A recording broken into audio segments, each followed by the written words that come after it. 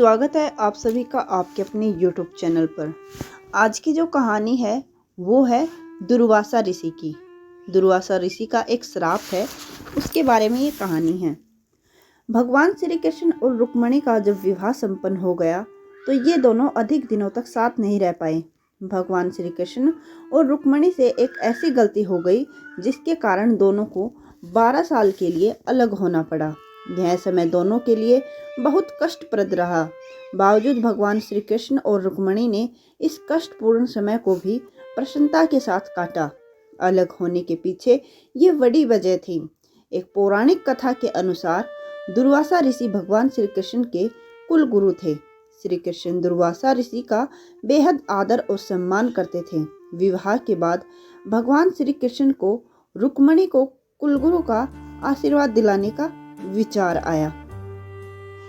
रुक्मिणी की भी इच्छा जागृत हुई। शुभ मुहूर्त में भगवान श्री कृष्ण रुक्मिणी को लेकर दुर्वासा ऋषि के आश्रम पहुंचे। दुर्वासा ऋषि का आश्रम द्वारका से कुछ दूरी पर स्थित था।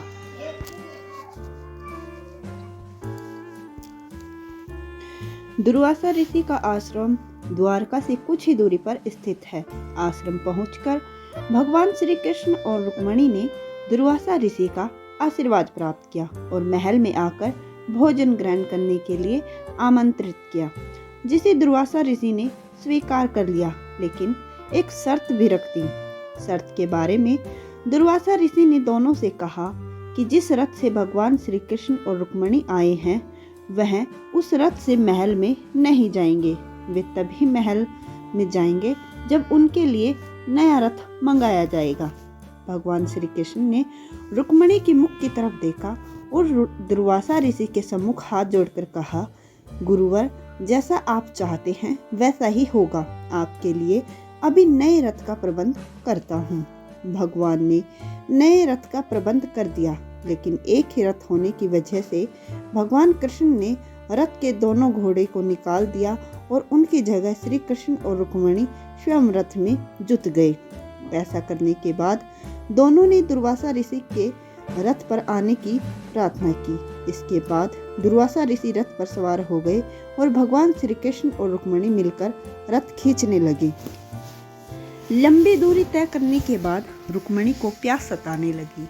भगवान ने रुक्मिणी को धैर्य धरने के लिए कहा और बोले, कुछ दूर और रथ को खींच लो, इसके बाद महल आ जाएगा। लेकिन रुक्मिणी का गला सूखने लगा और वे परेशान होने लगी। तब भगवान कृष्ण ने रुक्मिणी की प्यास बुझाने के लिए जमीन पर अपने पैर का अंगूठा मारा, जिससे जल का स्रोत फूट पड़ा। धरती से गंगा जल की धारा फूट पड़ी, जिससे रुक्मिणी ने अपनी प्यास शांत की। इसके बाद रुक्मिणी ने भगवान श्री कृष्ण से भी थोड़ा जल पीने का आग्रह किया। भगवान श्री कृष्ण ने भी जल ग्रहण कर लिया। यह घटना से दुर्वासा ऋषि बेहद नाराज हो गए। वे क्रोध में आए और बोले, लेकिन तुम दोनों ने अपनी प्यास बुझा ली और मुझे पूछना उचित भी नहीं समझा। क्रोध में दुर्वासा ऋषि ने भगवान कृष्ण और देवी रुक्मिणी को श्राप दे दिया।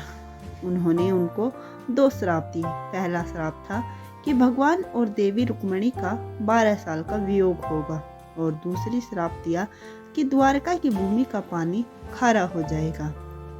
इसी वजह से देवी रुक्मिणी के भगवान द्वारकाधीश की पटरानी होने के बावजूद भी उनके निवास के लिए अलग से मंदिर बनवाया गया। फिर 12 साल की तपस्या के बाद रुक्मिणी वापस द्वारका आई।